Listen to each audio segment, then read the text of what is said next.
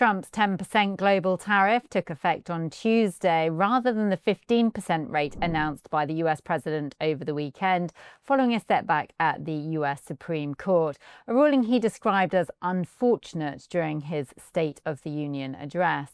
Despite the lower starting rate, Trump says he remains committed to eventually implementing a 15% tariff, although the timeline remains unclear.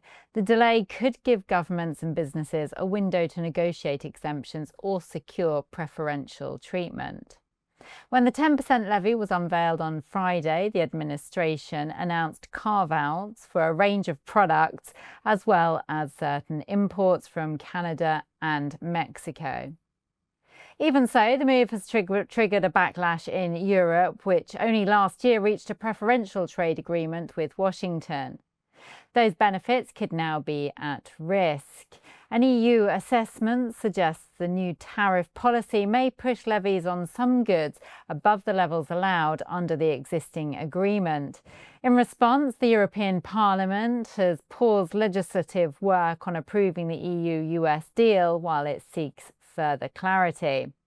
Market reactions so far have been relatively muted compared with last year's Sell America trade that followed the reciprocal tariff announcements.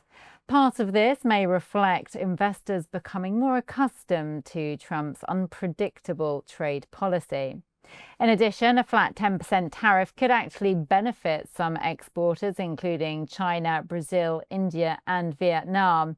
The ultimate winners and losers, though, will depend on whether tariffs settle at 10% or rise to 15%, but both the EU and the UK are among those potentially most exposed. Meanwhile, US states and businesses are demanding tariff refunds, with FedEx among the major companies suing the Trump administration. Smaller firms, however, may face greater challenges recovering costs. American consumers are also likely to feel the impact, as any tariff savings are unlikely to be fully passed on. Still, despite a weaker tone to the start of the week, the risk sentiment is improving. US equities rebounded on Tuesday and are expected to extend those gains today.